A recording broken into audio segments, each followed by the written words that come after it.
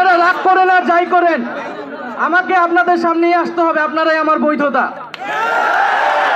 আমি দুঃখ প্রকাশ করছি যে এই জুলাই বিপ্লবের অগ্রসৈনিক জগন্নাথ বিশ্ববিদ্যালয়ের শিক্ষার্থীদের এখনো রাজপথে থাকতে হচ্ছে। অবশ্যই এটা আমাদের ব্যর্থতা যে এখনো শিক্ষার্থীদের রাজপথ থেকে কেন দাবি আদায় করতে হয়। আমি আন্তরিকভাবেই আহ্বান জানাবো যে জগন্নাথ বিশ্ববিদ্যালয়ের প্রশাসনের দায়িত্ব ছিল তাদের শিক্ষার্থীদের এই সকল দাবি দেওয়া দ্রুত সময়ের মধ্যে বাস্তবায়ন করিয়ে নেওয়া।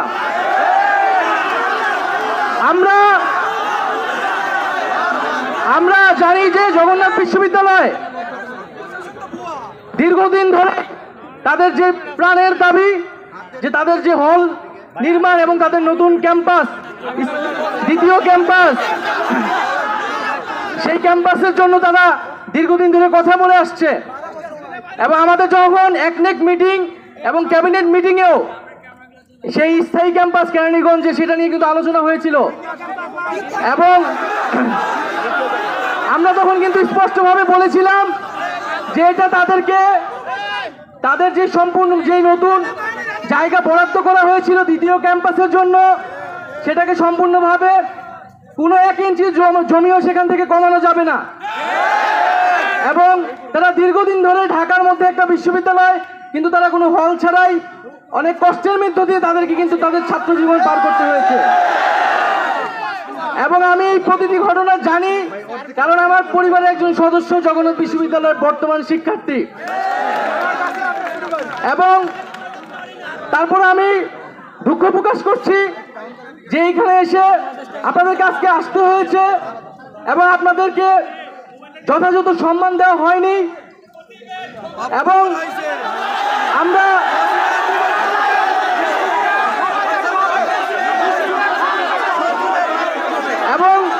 আমরা বারবারই বলেছি যে এই আমলাতন্ত্র, এই সচিবালয় যাতে ভুলে না যায় কাদের রক্তে, কাদের আত্ম থেকে তারা আজকে এখানে বসেছে। ফলে শিক্ষার্থীদেরকে সেই যথাযথ সম্মান কিন্তু দিতে হবে এবং যেটা একটা যৌক্তিক দাবি, যেটা ন্যায্য দাবি, ন্যায্য আন্দোলন, তার প্রতি সম্মান অবশ্যই প্রদর্শন করতে হবে। প্রজাতন্ত্রের সকল কর্মচারীকে সেই সম্মান রাখতে হবে, কারণ শিক্ষার্থীরা, বিশ্ববিদ্যালয়ের শিক্ষার্থীরা কোনো অযৌক্তিক দাবি নিয়ে আপনাদের কাছে কিন্তু আসে নাই, বরং তাদেরকে যে আসতে হচ্ছে, দাবিগুলো যে তারা আসার আগেই পূরণ হচ্ছে না, এটাই তো আমাদের সকলের ব্যর্থতা। তো আমরা আশা করব আপনারা এখানে আসছেন, যদিও এটা আমার সংশ্লিষ্ট মন্ত্রণালয় নয়, কিন্তু যখন আমি শুনেছি জগন্নাথ বিশ্ববিদ্যালয়ের শিক্ষার্থীরা এসেছে, আমি কিন্তু সাথে সাথে এখানে লোক পাঠিয়েছি তাদেরকে। আমার কথা শুনতে দেন, আমার কথাকে শুনেন, আমার কথাকে শুনেন। এটা আমার সংশ্লিষ্ট মন্ত্রণালয়ের কাজ ছিল না, কিন্তু আমি যখন শুনেছি জগন্নাথ বিশ্ববিদ্যালয়ের শিক্ষার্থীরা এসেছে, আমি সাথে সাথেই খোঁজ নিয়েছি যে কেন তাদেরকে সচিবালয় পর্যন্ত মিছিল নিয়ে আসতে হলো। এবং আমি কিন্তু একটু কথা বলি,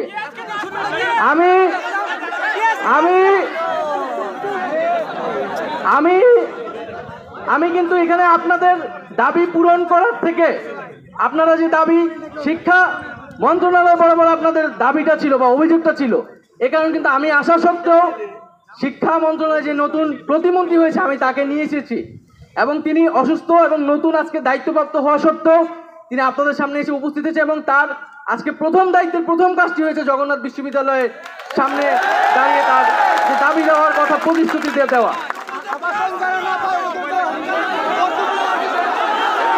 তো বন্ধুগণ,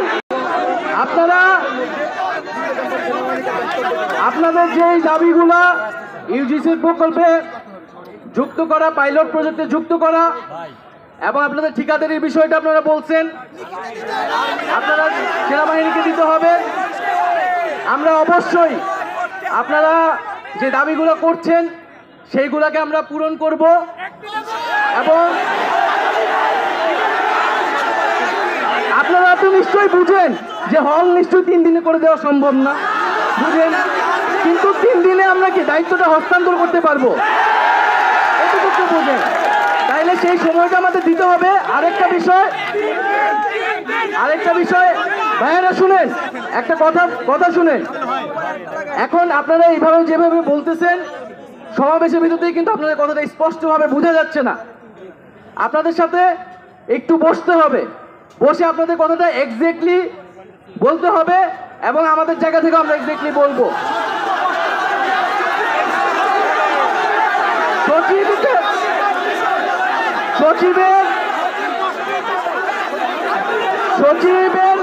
সচিবের উপরে যিনি প্রতিমন্ত্রী, তিনি কিন্তু নিজে এসেছেন এবং আমি কিন্তু ওনাকে বলেছি যে জুলাই বিপ্লবে জগন্নাথ বিশ্ববিদ্যালয়ের যে ভূমিকা, আমরা 15 তারিখের কথা ভাই ভুলে যাই নাই।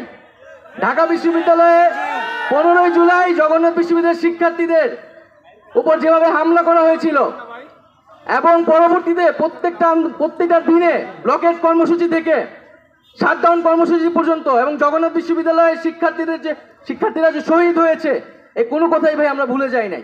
এবং আমি ওনাকে বলেছি যে বিশ্ববিদ্যালয়ের শিক্ষার্থীদের রক্তের ভিতর দিয়ে উপর দিয়ে কিন্তু এইখানে সরকার দায়িত্ব নিয়েছে, ফলে কারো যাতে সাহস হয় কিভাবে যে শিক্ষার্থীদেরকে তারা অসম্মান করবে এবং যারা দুর্ব্যবহার করেছে তাদের বিরুদ্ধে অবশ্যই ব্যবস্থা নেওয়া হবে।